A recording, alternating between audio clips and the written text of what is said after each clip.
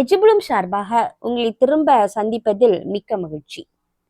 இன்னைக்கு நம்ம never give up அப்படின்னு சொல்லிய டாபிக்கை பார்க்கலாம். சரியா? காவியா 9 வயது மாணவி, அவள் அக்கா வித்யா. 2 பேருமே பள்ளிக்கு, அதாவது வீட்டிற்கு அருகில் உள்ள பள்ளிக்கூடத்தில் படித்து வந்தனர். வித்யா மிதிவண்டியில் பள்ளிக்கூடம் சென்று வந்தார். காவியா சிறுமி, அதனால அவங்க பெற்றோர் அவளுக்கு சைக்கிள் வாங்கி கொடுக்கல. நடந்து போயிட்டு நடந்து வந்துட்டே இருந்தாங்க. இந்த சமயத்துல காவியாவிற்கு பிறந்த நாள் வர இருந்தது. அவள் தன் பெற்றோரிடம் போய் எனக்கும் ஒரு சைக்கிள் வாங்கி கொடுங்கள் அப்படின்னு சொல்லிட்டு கேக்குறாங்க. ஆனா அவள் பெற்றோர் சொல்றாங்க, நீ முதல்ல சைக்கிள் ஓட்ட கற்றுக்கொள், நீ நன்றாக சைக்கிள் ஓட்டினால் உனக்கு பிறந்த நாள் பரிசாக சைக்கிள் வாங்கி தாரோம் அப்படின்னு சொல்லிட்டாங்க. இந்த காவியா எப்படி சைக்கிள் கத்துக்கொள்றது, இது கற்றுக்க பயங்கர கஷ்டமா இருக்குமே அப்படின்னு சொல்லிட்டு சோர்வா இருந்தாங்க. அப்ப அடுத்த நாள் காலையில தன்னுடைய அக்காவுடைய உதவியோடு சைக்கிள் ஓட்ட கற்றுக்கொள்ள ஆரம்பிச்சாங்க. ஆனா அன்னைக்கு காலையில இருந்து சாயங்காலம் வர விடாமுயற்சியோடு சைக்கிளை சமநிலைப்படுத்தி எப்படி ஓட்டணும் அப்படின்னு சொல்லிட்டு ட்ரை பண்ணாங்க. ஆனா அவங்களால முடியல. பலமுறை விழுந்து காயப்பட்டதே ஒழிய தன்னால சைக்கிளை என்ன பண்ண முடியல, கற்றுக்கொள்ள முடியல. ஸோ அதனால நைட்டு சாப்பிட்டுட்டு சோர்வோட போய் தூங்க போயிட்டாங்க.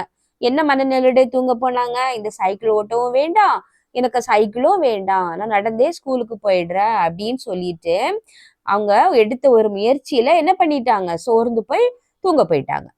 அடுத்த நாள் காலையில அவங்க அக்கா தன்னுடைய தங்கை காவியாவை பார்த்துட்டு, ஒரு சின்ன இதுக்கே நீ இப்படி போய் சோர்ந்து போய் உட்கார்ந்துட்டு இருக்கியே, உன்னால முடியாதது ஒண்ணுமே இல்லை, நீ இன்னைக்கு கூட ட்ரை பண்ணி பாரு, நீ விடாமுயற்சியோட முயன்றால் உன்னால சைக்கிள் ஓட்ட முடியும். நம்ம எப்பவுமே ஒரு காரியத்துல முடியாது அப்படின்னு சொல்லிட்டு ஒதுங்கி விட கூடாது அப்படின்னு சொல்லி அட்வைஸ் பண்றாங்க.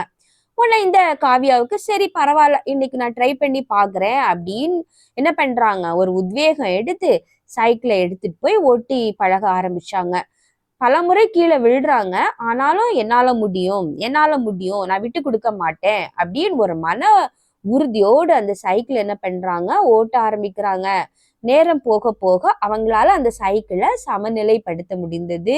கீழே விழுந்து காயங்கள் ஏற்பட்ட பிறகும் அதை பொருட்படுத்தாம சைக்கிளை சமநிலைப்படுத்தி கொஞ்சம் கொஞ்சமா ஓட்டி சாயங்காலத்துக்குள்ளால நன்றாக ஓட்ட பழகி கொண்டாங்க. இதை பார்த்ததும் அவங்க பெற்றோருக்கு மிக்க மகிழ்ச்சி. தன் மகள் விடாமுயற்சியோடு சைக்கிள் ஓட்ட கற்றுக்கொண்டாள் அப்படின்னு சொல்லிய சந்தோஷத்துல அவங்க பிறந்த நாள் வருவதற்கு முன்னாலேயே அவளுக்கு சைக்கிளே என்ன பண்ணிட்டாங்க, வாங்கி பரிசளித்து விட்டாங்க. இத மாதிரி தான் நாமும் நல்லா படிப்போம், ஆனா சில சப்ஜெக்ட் நம்மளால படிக்க முடியாது அப்படின்னு சொல்லிட்டு சோர்ந்து போய் அதை திரும்ப படிக்கவே மாட்டோம்.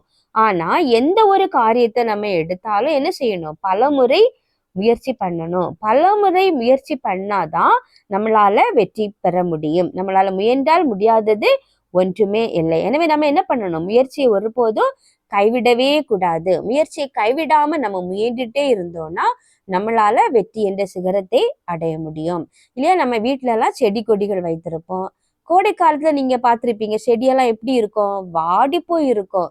ஆனா அந்த செடிக்கு நம்ம சரியாக தண்ணி விட்டு உரம் போட்டுட்டோம் அப்படின்னா அடுத்த ஒரு அரை மணிக்கூர் இல்லைன்னா ஒரு 1 ஹவர்ல என்ன ஆயிடும், அது அப்படி புத்துணர்ச்சியோட எழும்பி பச்சை பசேல்னு இருக்கும் இல்லையா?